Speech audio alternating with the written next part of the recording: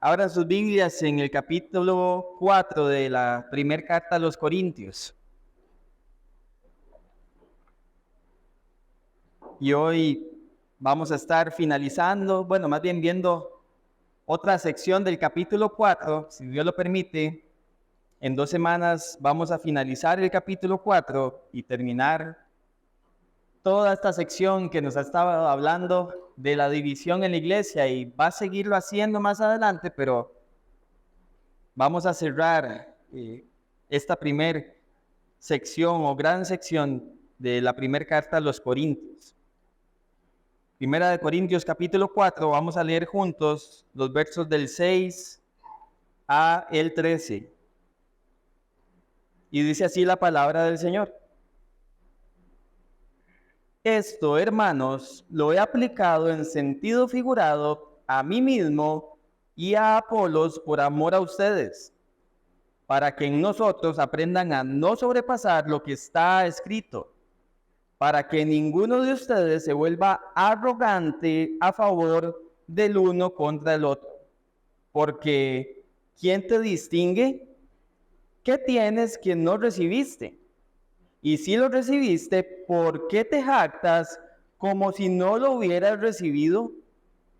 Ya están saciados, ya se han hecho ricos, ya han llegado a reinar sin necesidad de nosotros. Ojalá hubieran llegado a reinar para que nosotros reináramos también con ustedes. Porque pienso que Dios nos ha exhibido a nosotros los apóstoles en último lugar, como a sentenciados a muerte. Porque hemos llegado a ser un espectáculo para el mundo, tanto para los ángeles como para los hombres. Nosotros somos necios por amor de Cristo, pero ustedes prudentes en Cristo. Nosotros somos débiles, pero ustedes fuertes. Ustedes son distinguidos, pero nosotros sin honra. Hasta el momento presente pasamos hambre y sed, andamos mal vestidos, somos maltratados y no tenemos dónde vivir. Nos agotamos trabajando con nuestras propias manos. Cuando nos ultrajan, bendecimos. Cuando somos perseguidos, lo soportamos. Cuando hablan mal de nosotros, tratamos de reconciliar. Hemos llegado a ser, hasta ahora, la basura del mundo, el desecho de todo. Señor, queremos agradecerte por tu palabra una vez más. Agradecemos la gran bendición que tenemos de con libertad poderla exponer, poderla escuchar y juntos poderla estudiar, viendo qué es lo que quieres enseñarnos hoy, Señor, a través de este texto, como familia espiritual que somos. Rogamos la guía de tu Espíritu Santo, rogamos, Señor, que seas tú poniendo convicción en nosotros, que nos ayudes a ver con claridad lo que el texto quiere resaltar y lo que quiere traer hoy a nuestras mentes y corazones para poder seguir creciendo en esta gracia que santifica. Esta gracia, Señor, que no solamente nos salva, sino que también nos conforma un poquito más cada día a la imagen de Cristo.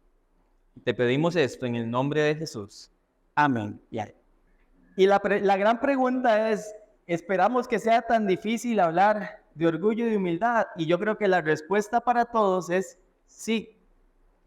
No es fácil para el ser humano, que le es natural ser orgulloso, precisamente identificar el orgullo, y también al ser orgullosos y no practicar humildad, no nos es fácil muchas veces identificar la forma en que podemos servir a los demás. Y por eso es que el propósito del sermón de esta mañana es que podamos discernir, anote eso, que podamos discernir si estamos siendo orgullosos o si estamos siendo humildes. Y quiero que resalte esa palabra, discernimiento, y la vamos a definir en un instante. Porque definitivamente, si no caminamos por este mundo y si como iglesia juntos no caminamos con el discernimiento que Dios nos da para poder identificar nuestro orgullo e identificar la humildad que tenemos que practicar, adivinen qué va a pasar. Lo mismo que en la iglesia de Corinto, vamos a terminar en una gran división. Cuando hablo de una división, puede ser entre dos personas o puede ser entre muchas personas, y estoy seguro que no queremos que eso suceda en nuestras vidas. Y esta mañana vamos a ver el propósito de la gracia recibida. Ese es el tema, ese es el título de la enseñanza. El propósito de la gracia recibida. Y vamos a ver 2 puntos, ¿verdad? El primer punto que vamos a ver es que el propósito de la gracia es que no seamos orgullosos entre nosotros. Y el segundo punto, se los voy a mencionar de una vez, que vamos a ver es que seamos humildes y estemos dispuestos a sufrir, si es necesario, por Cristo. Entonces, en primer lugar, hermanos, el propósito de la gracia recibida es que no seamos orgullosos entre nosotros. Versículos 6 y 7. Pablo, vean cómo comienza. Esto, hermanas. Y una vez más nos recuerda que a pesar de los problemas que se están viviendo en la iglesia de Corinto, estos hombres y mujeres son hijos de Dios. Son hombres y mujeres espirituales porque el Espíritu Santo mora en ellos, aunque en su inmadurez están experimentando todo tipo de divisiones. Continúa diciendo en el versículo 6, dice, esto, hermanos, lo he aplicado en sentido figurado a mí mismo y a Apolos. Ahora, ¿qué es esto a lo que se está refiriendo Pablo que dice que aplicó figurativamente? Y tenemos que recordar al menos 3 cosas que Pablo ya había mencionado anteriormente, y fue la forma figurativa en que nos ejemplificó cómo lucen los servidores de Dios. En primer lugar, utilizó la imagen de los agricultores en capítulo 3, versículos 6 y 7. Y ustedes recordarán que nos dijo, yo sembré, Apolo regó, pero el crecimiento lo da Dios. Y pone una figura de un agricultor, alguien que está haciendo una labor para la cual su Señor le llamó. Luego nos presenta otra imagen de un constructor que por gracia ha recibido lo que necesita para llevar a cabo esa construcción. Y eso lo vemos en capítulo 3, versículo 10. Vean que dice, conforme a la gracia de Dios que me fue dada, yo como sabio arquitecto puse el fundamento. Y Pablo reconoce que ha sido por gracia que él puede también verse como un constructor, y les presenta esta imagen a los corintios. Y en tercer lugar, la imagen que nos puso, que la vimos la semana pasada, es que él es un siervo. Y recuerden, esta palabra siervo que está en el contexto no es la palabra doulos o dulos que normalmente vemos para definir siervo. Es una palabra que aparece muy pocas veces en el Nuevo Testamento y que tiene que ver con una subordinación. Con una subordinación que una persona tiene a su Señor. Está bajo las órdenes, bajo el señorío de este Señor. Y también veíamos la figura de un mayordomo. Y hablamos de un mayordomo de los misterios de Dios, o sea, de lo que Dios ha revelado en su palabra. Alguien que se ocupa de que de forma efectiva eso sea administrado y sea dispensado a las personas, obviamente, que tiene que ser dispensado. Y estas imágenes de la época, que eran comunes en la época, tenían la intención de hacerle ver a los corintios que Pablo y Apolos eran, lo que ya hemos visto todas estas semanas, siervos enviados por Dios con un propósito, no más que eso. Eran simples servidores del Señor Jesucristo. Y las personas tenían que evitar exaltarlos desmedidamente y tenían que evitar juzgarlos injustamente, porque el rol de los servidores no tenía nada que ver con esos 2 extremos en los que estaba cayendo la gente y la iglesia de Corinto. Y Pablo lo que hace es ponerse de ejemplo con Apolos por medio de estas imágenes. Vean el propósito: para que ninguno de ustedes se vuelva arrogante a favor del uno contra el otro. Y hay 2 propósitos. Vamos a ver primero el segundo y nos devolvemos al primero. Y lo que Pablo entonces quiere resaltar es que la razón por la que él trae estas imágenes y la claridad de lo que es un siervo de Dios es que no quiere que haya gente arrogante o gente orgullosa en la iglesia de Corinto. Y aquí está el famoso tema del orgullo, porque desde ya tenemos que decirlo, el orgullo es la antítesis o totalmente lo contrario a lo que es el carácter de un siervo de Dios. Es antagónico, o sea, un siervo de Dios sencillamente no puede ser orgulloso. Es algo que no va de la mano, no son las dos caras de una misma moneda. Y tenemos que hoy salir convencidos de esto por medio del texto. Cuando hablamos de orgullo, como bien lo definieron los chicos, el orgullo es un exceso de estima propia que nos lleva a pensar que somos superiores a las demás personas. Voy a repetir eso. Es un exceso de estima propia que nos lleva a pensar que somos superiores a las demás personas. El término en griego tiene la idea de cuando algo se hincha. ¿Qué pasa cuando algo se hincha, chicos? ¿Qué pasa si se nos hincha la mano? ¿Cómo se ve? Se ve más grande de lo normal, ¿cierto? Se distorsiona la forma de la parte del cuerpo que se nos hincha. Esa es la idea del orgullo. Hay una distorsión. Nos vemos hinchados cuando no lo somos. Y es lo que el término realmente nos quiere ayudar a comprender, ¿verdad? Nos exaltamos indebidamente y entonces creemos ser algo que realmente no somos. Porque lo que estamos viendo no es lo real, es una hinchazón de nuestro ego. Los corintios estaban rompiendo la unidad entre ellos por su orgullo. Y la razón era porque se querían poner en una posición más alta de la que realmente tenían, porque se estaban viendo a ellos como personas súper espirituales que estaban altamente capacitadas para ser superiores a los demás. Y la gran pregunta, hermanos, es ¿qué es lo que logra que las personas no se vuelvan orgullosas? Es una pregunta que tenemos que hacernos todos. ¿Qué es lo que evita que una persona no se vuelva orgullosa? Vea conmigo, versículo 6, el primer para qué. Dice, para que nosotros aprendan a no sobrepasar lo que está escrito. Ahora, esa palabra escrito es importante. Y ya la vamos a ver por qué. Lo que evita que una persona se vea distorsionada o más de lo que es vernos al espejo de la palabra de Dios.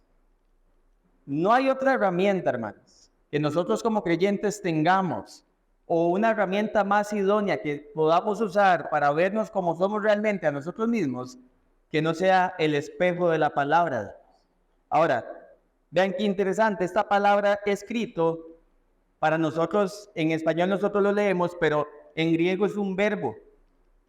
Y cuando vemos ¿cómo se llama? El tiempo del verbo. En griego dice que es un verbo perfecto pasivo.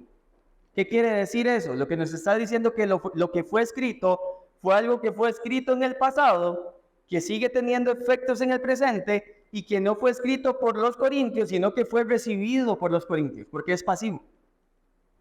Lo que está diciendo Pablo es la manera en la que ustedes no sobrepasan, más bien la manera en la que ustedes no son orgullosos, es no sobrepasando lo que está escrito.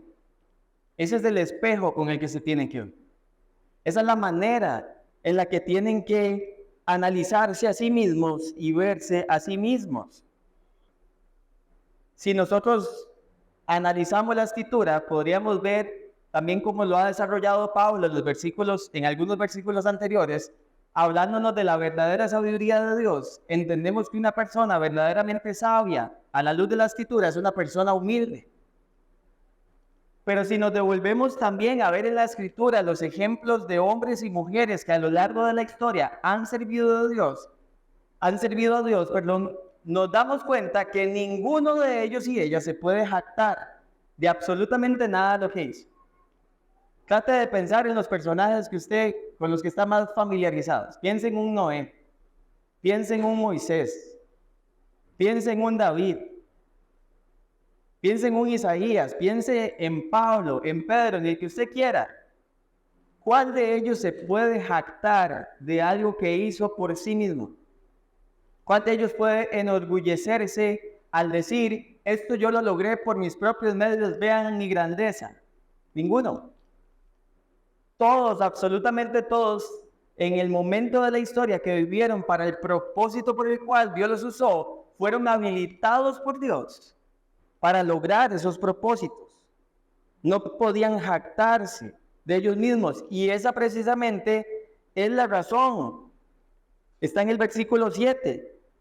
Vean que Pablo hace 3 preguntas retóricas diciendo el por qué, que es la razón. Dice, ¿quién te distingue? O sea, les está preguntando, ¿quién te ve superior o quién te hace superior? Y al ser una pregunta retórica, la respuesta es nadie. La segunda pregunta que les hace, ¿qué tienes que no hayas recibido? La pregunta también es nada. Todo lo que tenemos es porque lo recibimos. Y como si fuese poco, vean que dice, si lo recibiste. Ahí está asumiendo la respuesta de la anterior. ¿Por qué te jactas? O sea, ¿por qué presumes y por qué te glorías de aquello que recibiste? Como si no lo hubieras recibido. Y aquí entonces vemos la ironía de la vida, que decimos que todo es por gracia, pero creemos que nosotros hicimos algo para recibir. Entonces, a nivel espiritual, nosotros decimos, no, yo sé que es por gracia, pero Dios vio que yo era súper espiritual, y entonces me lo gané. Entonces no es gracia. No es gracia, entonces. Si Dios vio algo para entonces dármelo, no es gracia. Porque el mismo término de gracia dice que es algo inmerecido. No hice nada para merecer. Y obviamente recordemos que en capítulo 1 vimos que los dones fueron dados a los corintios por gracia, fue un regalo de Dios. Y ahora estos dones, que es lo que los pone a ellos o los quiere poner en una superposición, porque están evaluando quién tiene el mejor don, y eso lo vamos a ver más adelante cuando lleguemos a capítulo 12. Ellos están viendo quién tiene el mejor don, y entonces están poniendo en una superioridad espiritual. Pero lo que el versículo 7 nos concluye es que todo lo que los corintios tenían era por gracia, todo lo que habían recibido era por gracia, igual que todos en este lugar, los que estamos en Cristo hoy, todo lo que hemos recibido es por gracia. Y no piense solo en los dones para edificar la iglesia. La inteligencia que Dios le dio para desempeñarse en su trabajo, ¿sabe quién se la dio? Dios. La formación que usted recibió, ¿sabe quién la hizo posible? Dios. Y empezamos a caer en cuenta que eso que nosotros decimos, no, es que yo hice un gran esfuerzo, ese gran esfuerzo no hubiese sido posible si Dios no te hubiera dado las fuerzas y los recursos para poder hacer. Sigue siendo por gracia. Nada lo hemos recibido por nosotros mismos. Y lo que vemos es que hay una máxima cuando hay personas que estamos entendiendo la gracia, y es que la gracia conduce a la gratitud, familia. Anote eso. La gracia conduce a la gratitud. Lo opuesto al orgullo que nos conduce a la jactancia, al gloriarnos en nosotros mismos. Entonces, ¿cómo luce eso? Cuando hay una persona que realmente entiende la gracia y es agradecida, ve que algo pasa, vuelve a ver el cielo y dice, gracias, Señor. Pero una persona orgullosa hace algo y lo que le pide a la gente es, véanme, contemplen lo que yo hice. Vean lo carga que soy ejecutando eso. Vean lo hábil que soy. Porque no hay un entendimiento correcto de la gracia recibida, y por eso se manifiesta el orgullo. Una de las personas que quizá entendió mejor la gracia en la Escritura fue Juan el Bautista.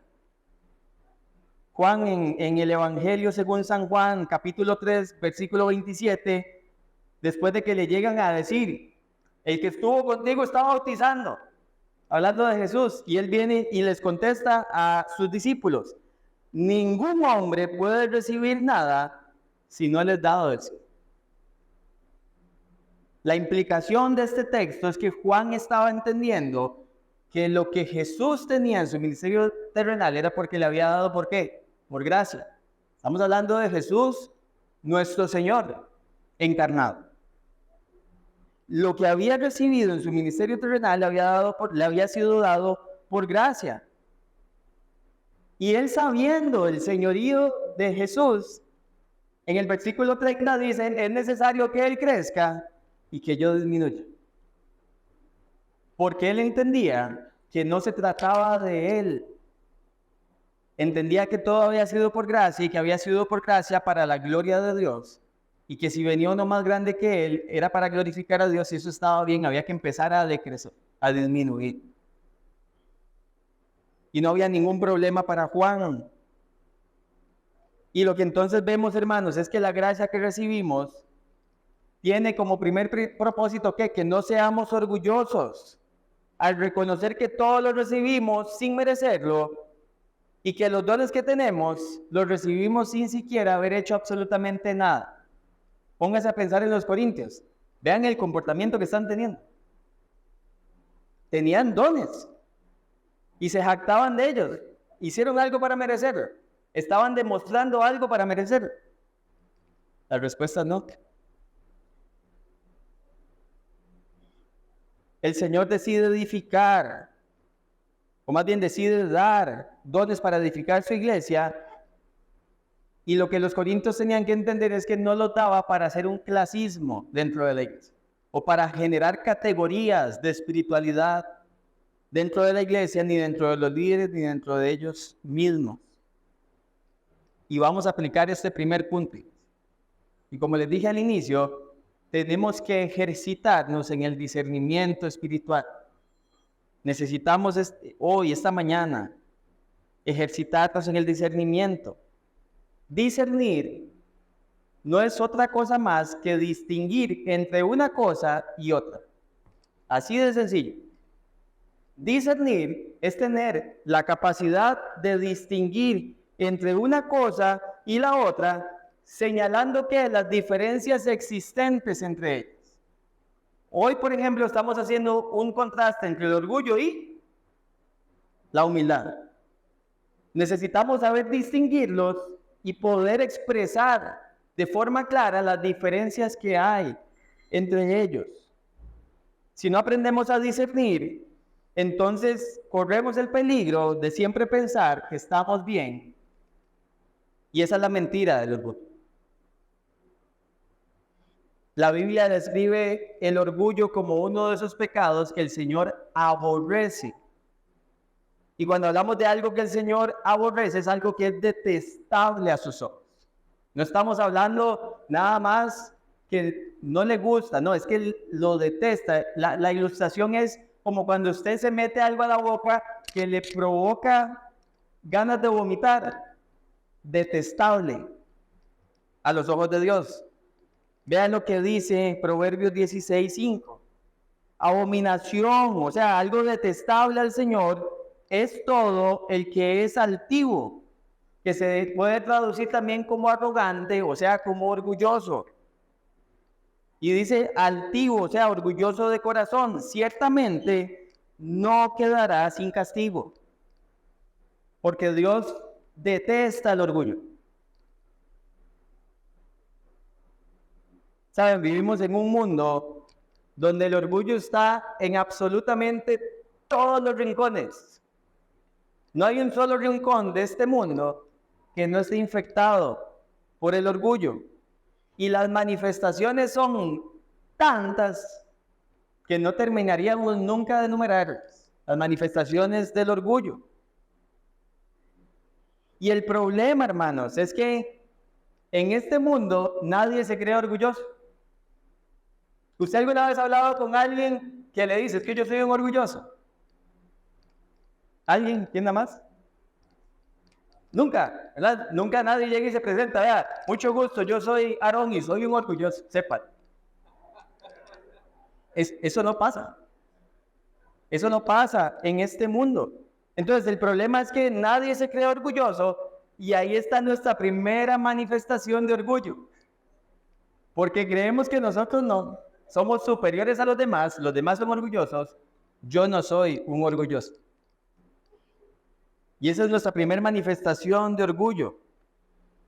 Y el problema, hermanos, o más bien aquí el problema es que nos duele admitir que somos orgullosos.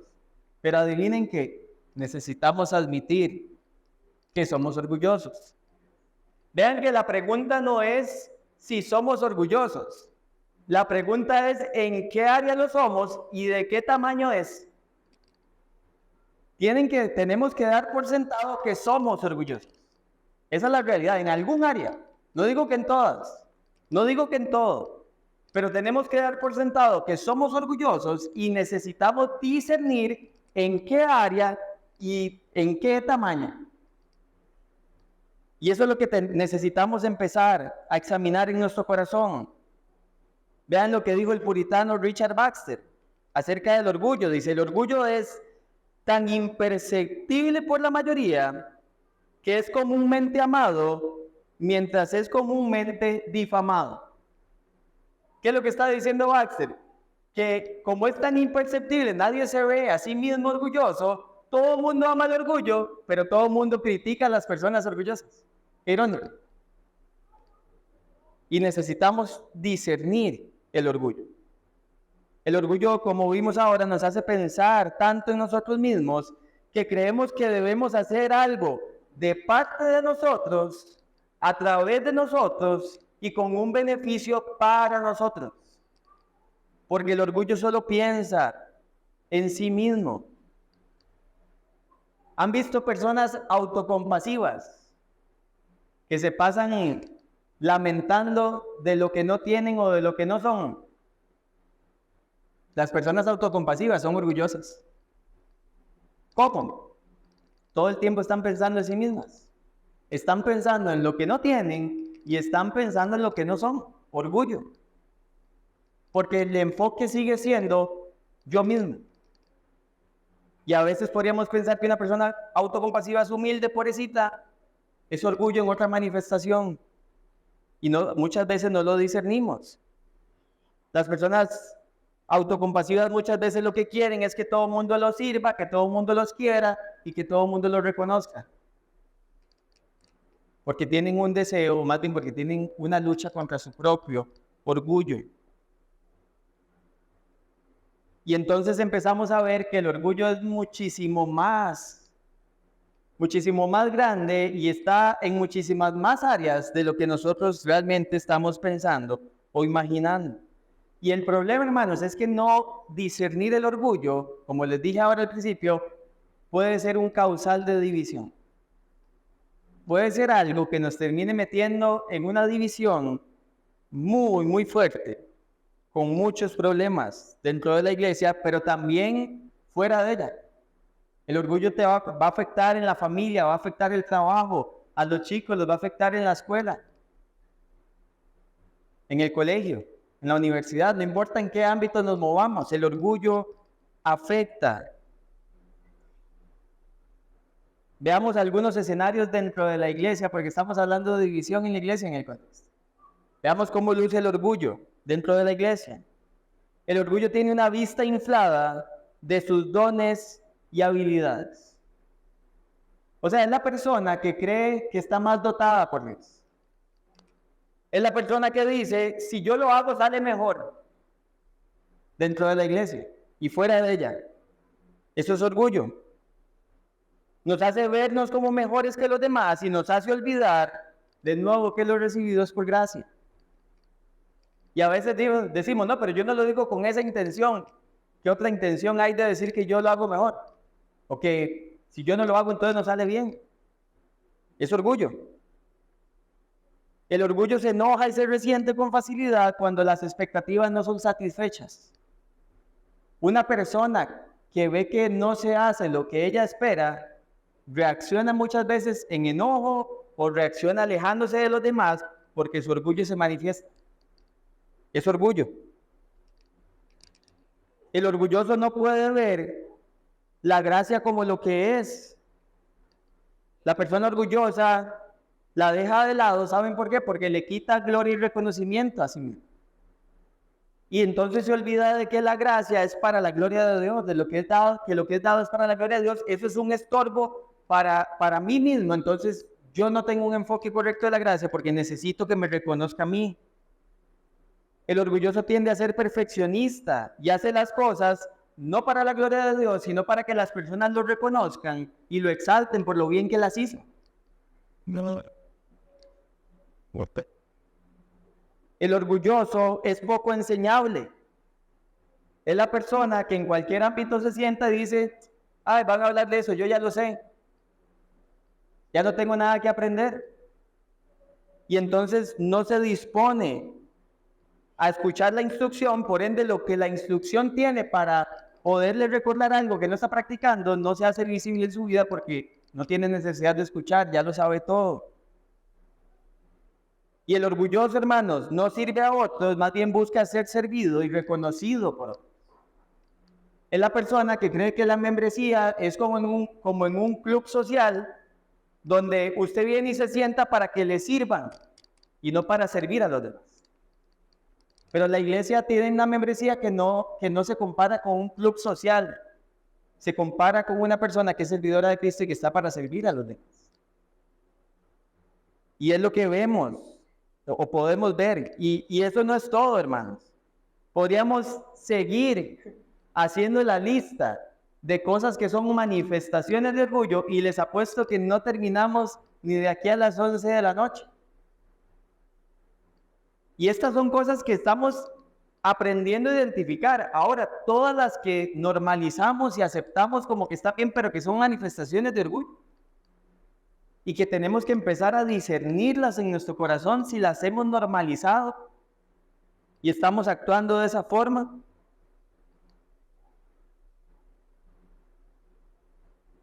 Un siervo, hermanos, como lo que Pablo está exponiendo, vive para cumplir la tarea que se le ha asignado. Un orgulloso vive para que le reconozcan la tarea que hace. Y eso son dos cosas muy, muy distintas. Y el punto focal de esto es que si queremos ser una iglesia para la gloria de Dios, tenemos que identificar el orgullo, aprender a discernirlo y arrepentirlo. Porque obviamente nos puede llevar a algo que el Señor no quiere, que es la división de su iglesia. Y por otra parte, tenemos que reconocer la gracia y practicar la gratitud necesaria al ver que hoy podemos hacer lo que hacemos, porque nos fue dado para servir y edificar el cuerpo de Cristo, y tenemos que decir, qué regalo del Señor, que a pesar de nosotros nos habilita para poder notar. Y gloria a Dios por eso. Qué regalo del Señor, que no mereciendo nada nos ha dado cosas para podernos animar unos a otros. Y ese es el primer punto. El propósito de la gracia recibida es que no seamos orgullosos entre nosotros. Y el segundo punto, hermanos, es que el propósito de la gracia recibida es que seamos humildes y estemos dispuestos, si es necesario, sufrir por Cristo. Y lo que Pablo va a hacer ahora en esta otra sección es utilizar sarcasmo. Ahora, déjeme decirle algo desde ya. Hay un sarcasmo que parece más santo que otro, ¿verdad? No, esto no es un permiso para ser sarcástico, ¿verdad? El sarcasmo puede ser muy ofensivo. Pablo va a usar de sarcasmo porque lo que quiere es producir en los corintios o evidenciar su orgullo. Y ese es el propósito por el que va a ser sarcástico con ellos, no para insultarlos. Es para abrirle los ojos, porque pareciera que ellos están demasiado vendados con respecto a su orgullo. Y Pablo necesita que vean con claridad que no son superiores y que lo que ellos están haciendo no está contrastando con la humildad que tiene que caracterizar a los servidores de Dios, a los servidores que caminan a la luz del mensaje de un Cristo crucificado. Ahora definamos humildad, porque ya definimos orgullo. Y si es la antítesis, la humildad la definimos como la característica de una persona que está enfocada en Dios y en los demás. Ojo, pero está enfocada en los demás porque quiere glorificar a Dios, no porque quiere ganarse el favor de los hombres. Está enfocada en los demás porque en primer lugar está enfocada en Dios y quiere servir a Dios y por este termina sirviendo a las demás personas. Y algo importante es que no se queda el concepto ahí, es que son personas que no tienen la necesidad de ser reconocidos o aprobados. Ahora, con esto no estoy diciendo que está mal que alguien venga y le dé una palmadita en la espalda y le diga que todo está bien. Pero la persona no tiene esa necesidad, no lo está esperando. Porque ya tiene la aprobación de sus. Y esa es la diferencia. Entonces, vean el versículo 8, como Pablo comienza. Les dice, ya están saciados, ya se han hecho ricos, ya han llegado a reinar, sin necesidad de nosotros. Y aquí es donde vemos que Pablo empieza a utilizar el sarcasmo para hacerles ver lo que ellos están pensando de sí mismos. Entonces, vea, ya están saciados. Ellos creen que están totalmente satisfechos con lo que tienen y con lo que son. Ya no necesitaban nada más los corintios. Les dice, ya se han hecho ricos. Creían que habían alcanzado lo suficiente, que tenían lo suficiente para hacer la tarea.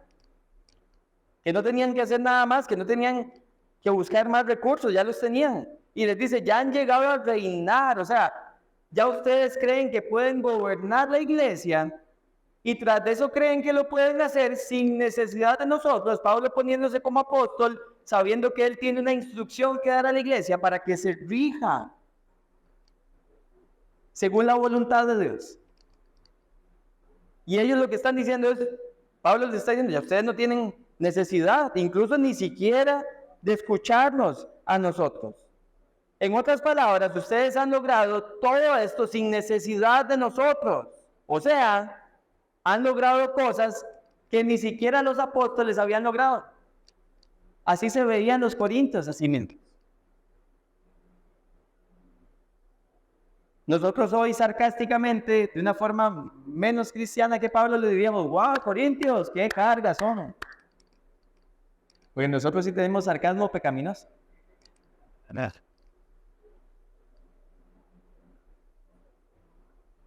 Y el problema es que los corintios, hermanos, más bien el tema es que Pablo les quiere hacer ver a los corintios que tienen que empezar a ver el mensaje de la cruz, no solamente en la forma en que fue presentado, sino en las implicaciones que tiene para ser vivido.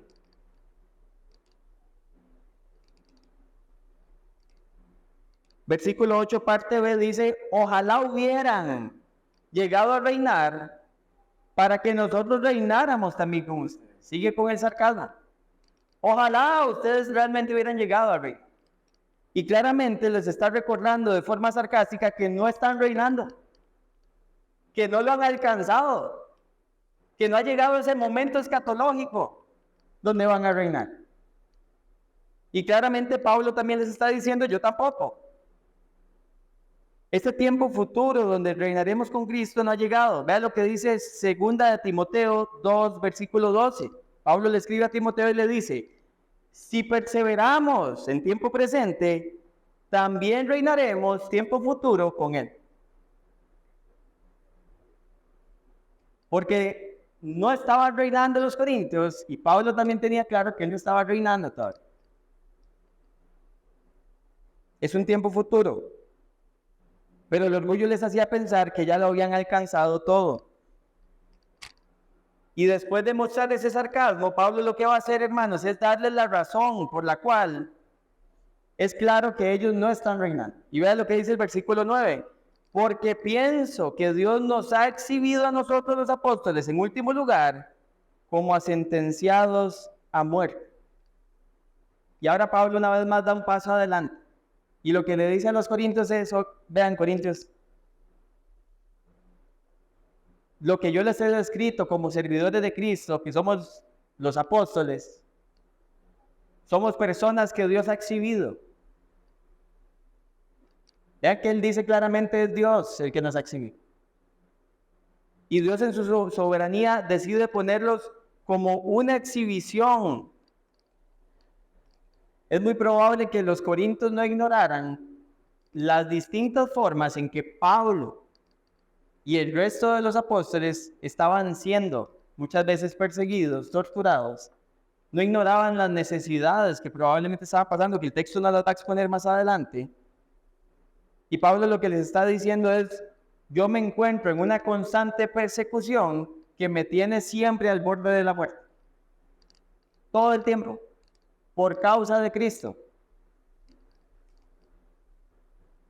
Versículo 9, parte B, dice: porque hemos llegado a ser un espectáculo para el mundo, tanto para los ángeles como para los hombres. Y aquí les da otra razón. Cuando vemos la palabra espectáculo en griego, hermanos, es la palabra de la que en nuestro idioma sacamos la palabra teatro.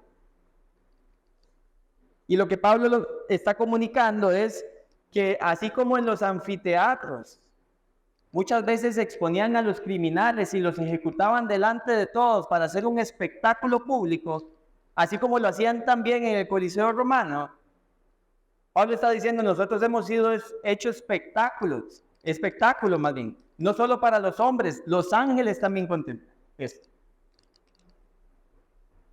Y cuando pensamos en esto, el texto no nos dice mucho más, pero sabemos que los ángeles son servidores de Dios. Es muy probable que los ángeles estén contemplando lo que les hacen a los siervos de Dios, porque están al servicio de Dios en medio de esas circunstancias también.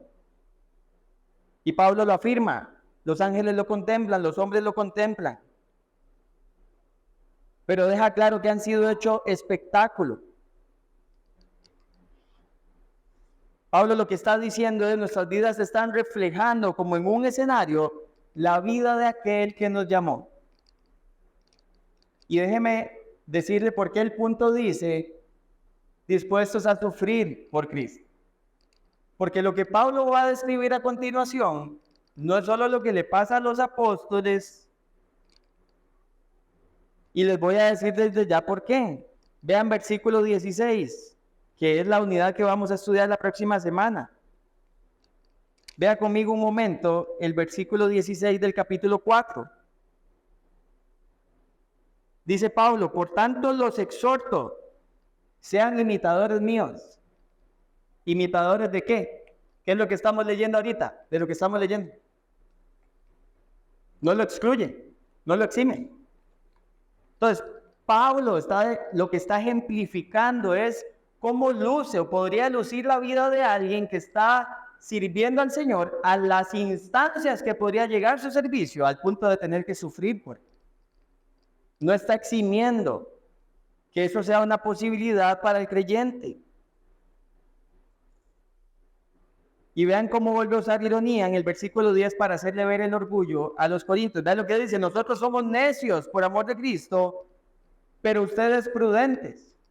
Y va a mencionar 3 características: necios, débiles y distinguidos. Es como ven a los discípulos y a los apóstoles, pero ellos se ven como prudentes, como fuertes y como personas con honra o distinguidas. Ahora, vimos en capítulo 1, versículos 27 y 28, que Dios escogió ¿qué? Lo vil y menospreciado del mundo, lo débil del mundo, lo insensato del mundo. Ya es algo que les había dicho anteriormente.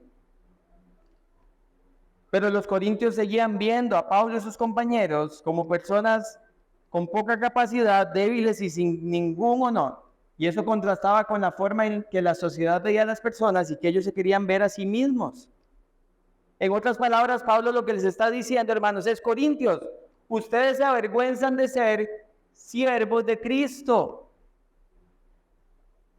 Y lo que quieren es el reconocimiento de él. Porque ustedes se quieren ver a sí mismos así, porque quieren reconocimiento. No quieren el reconocimiento de Cristo. No quieren el estatus de siervos del Señor crucificado. Y esto lo que está revelando una vez más es el orgullo, pero contrastado con la humildad que Pablo estaba mostrando.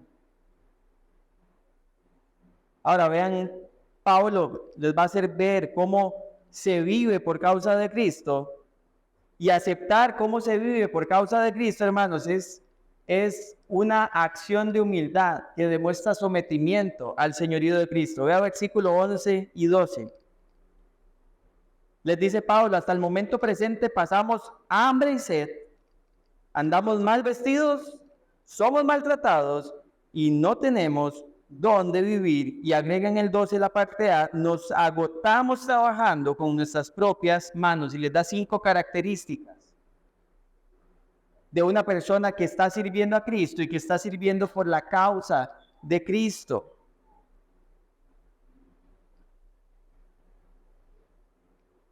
Saben, Pablo lo que está haciendo, hermanos, es mostrándole a los corintios que él no está haciendo una distinción entre los tipos de sufrimiento y necesidad. Pablo lo que está poniendo en manifiesto a los corintios es que un servidor no está pensando en sí mismo, está pensando en su Señor, aunque le conlleve tener que llegar a experimentar todo tipo de cosas, porque la lista no es exhaustiva. El propósito de la lista no es advertirte absolutamente todas las cosas que puede pasar un discípulo de Cristo, pero sí tiene el propósito de mostrar muchas de las cosas que él ha pasado como discípulo de Cristo. Y es lo que vemos en la lista. Y para Pablo esto no es ajeno, y para nosotros no, más bien no es algo nuevo. Para nosotros tampoco debería ser nuevo cuando vemos lo que el Señor constantemente en los evangelios le dice a los discípulos, y lo que por medio de Pablo y Pedro está invitando a la iglesia también, cuando del sufrimiento y la persecución se trata. Vea por ejemplo Marcos 8:34.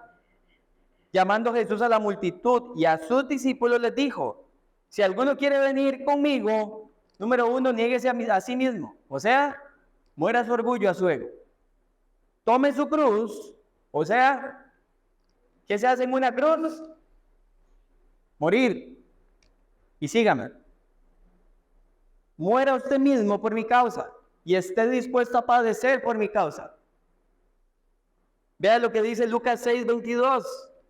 Bienaventurados son ustedes cuando los hombres los aborrecen, o sea, los odian, cuando los apartan de sí, los colman de insultos y los desechan, o más bien desechan su nombre como malo.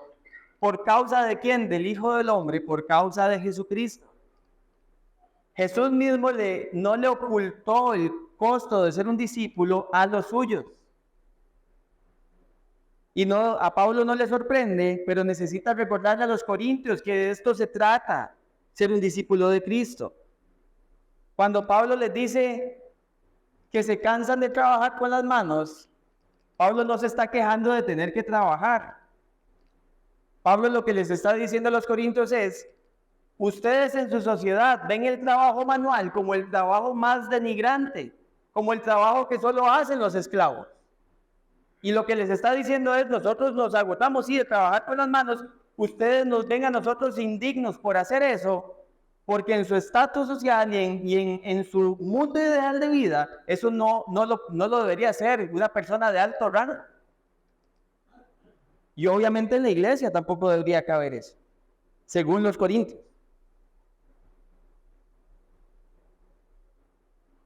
Y Pablo está llamando la atención de estos hombres para que vean que no solamente requiere humildad someterse al señorío de Cristo, sino que esa humildad reconoce que muchas veces el creyente puede llegar a sufrir por causa de Cristo.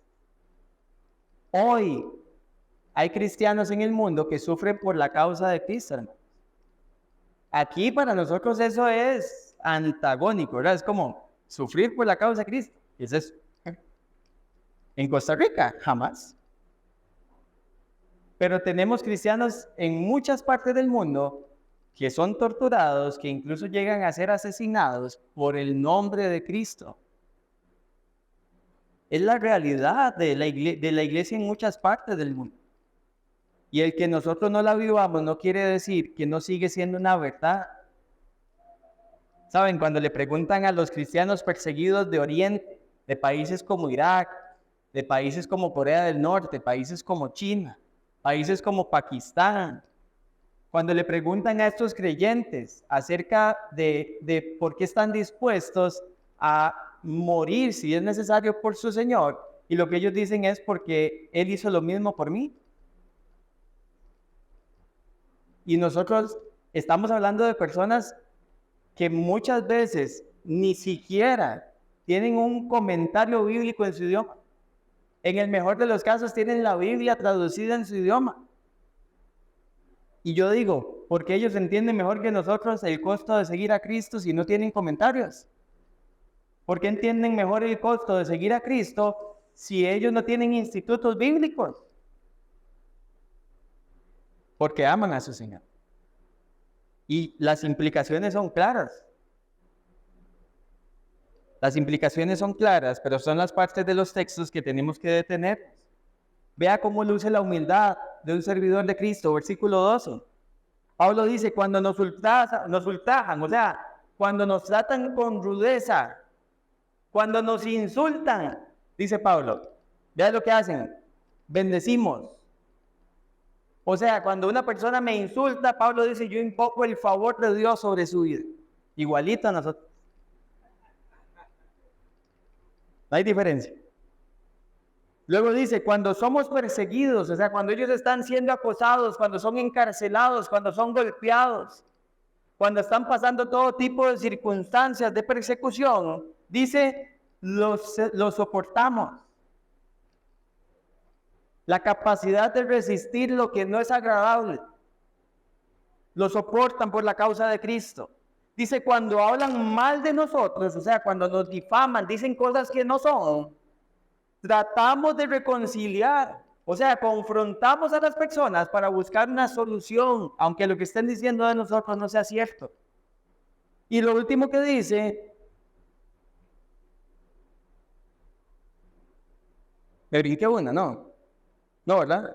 Dice, hemos llegado a ser hasta ahora la basura del mundo, el desecho de todo. Y estas palabras, basura y desecho, que son términos que se pueden usar intercambiables, la imagen es la de una persona que se está bañando, pero que se está raspando la costra, y que eso es lo que cae al piso, y que es lo que tiene que ser recogido y desechado. Eso que parece impuro, eso que parece asqueroso. Así es como Pablo dice, nos consideran como la basura del mundo, como el desecho de todo. Así es como lucen nuestra fe, la fe en Jesucristo crucificado, en una vivencia de humildad, aun cuando si es necesario se tenga que sufrir por Cristo. Nos resulta difícil, hermanos, a los creyentes, seguirnos relacionando bien con todo el mundo cuando el sufrimiento se pone enfrente. Y dígame si no. Yo sé que a nosotros no nos gustan los problemas. Bueno, espero que aquí nadie le gusten los problemas. Pero cuando vemos que alguien se va a empezar a enojar con nosotros y más o menos dice, no, tranquilo, dejémoslo así. Y se acaba la discusión, ¿cierto? No, tranquilo, no tenemos por qué pelear. Llevemos la fiesta en paz, es el dicho popular. Quizás la razón por la que muchas veces no experimentamos persecución. Porque es más fácil vivir el cristianismo secreto, es más fácil decirle a la gente, no, tranquila, no se preocupe, no se siente insultada, que defender la causa de Cristo y vivir por la causa de Cristo. Y estar dispuestos a sufrir si es necesario por la causa de Cristo. Si las personas se dedicaran, hermanos, a predicar y vivir realmente y seriamente la palabra de Dios, el mundo se sentiría muy ofendido. Y nosotros nos veríamos muy perseguidos. Vaya conmigo a 2 de Timoteo, capítulo 3, versículo 12, por favor.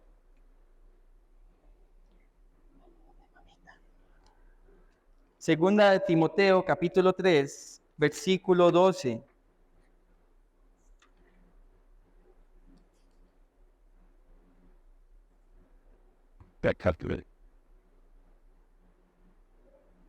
Es más, vamos a leer desde el 10 para que tengan un poco de contexto.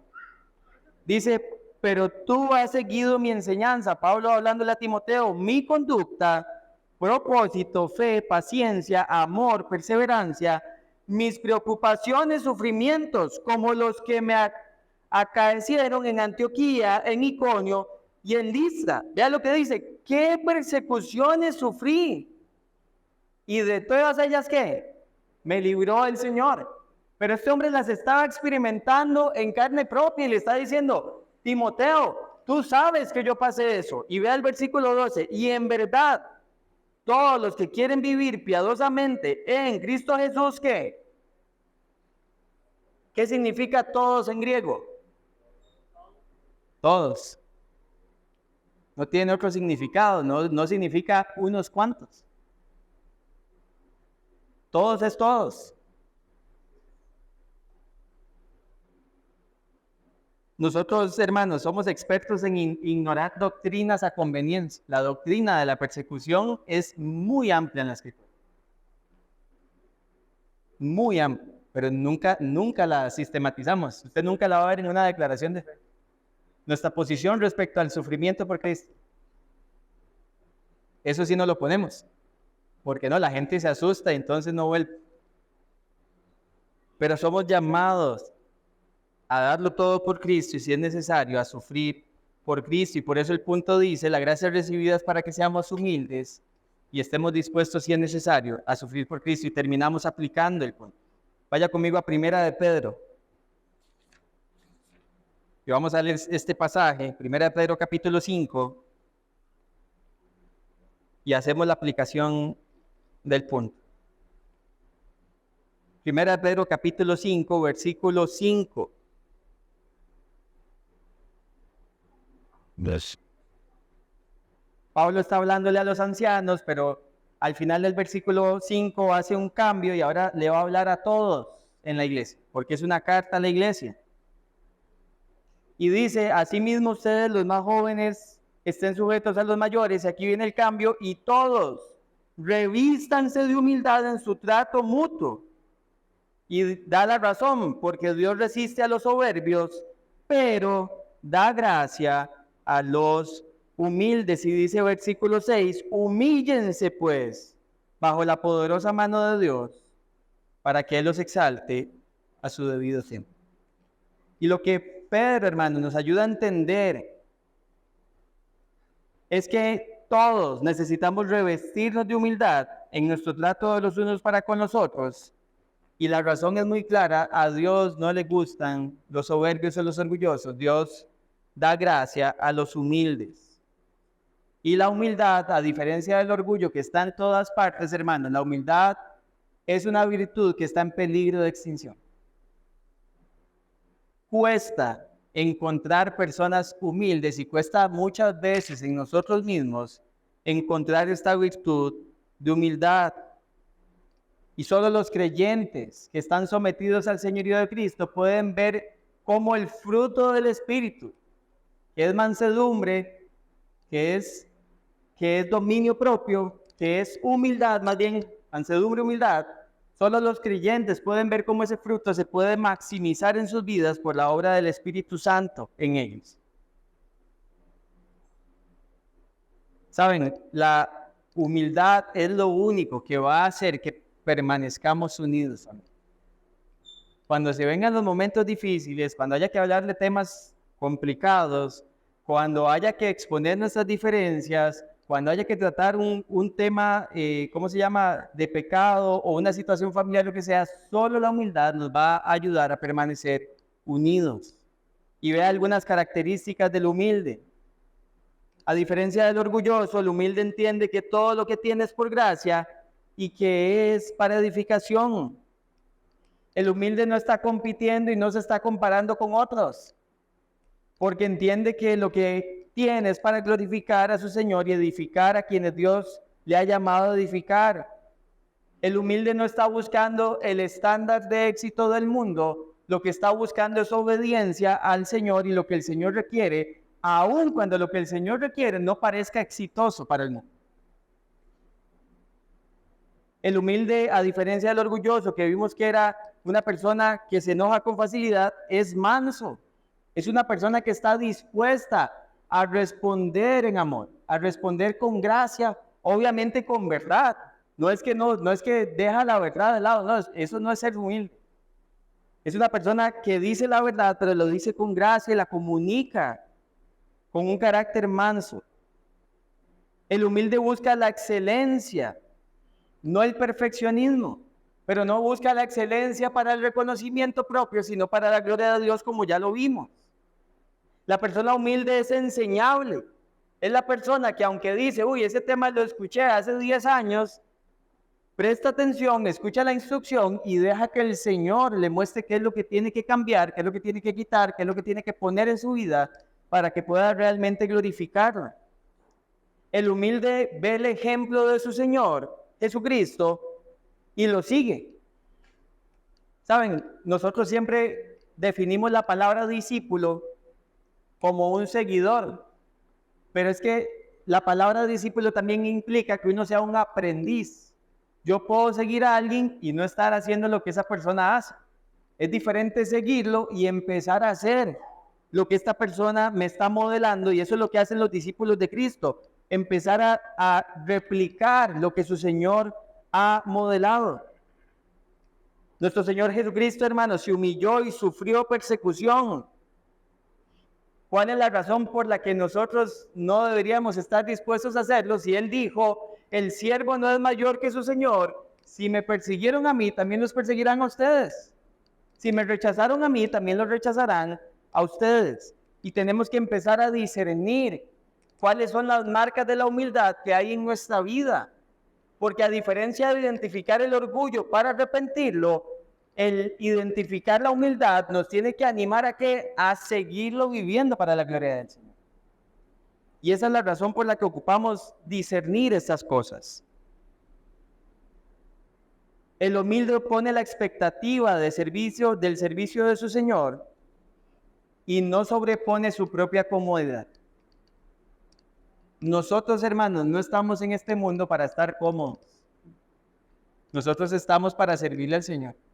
Y si eso implica incomodidad temporal, pues eso es lo que toca.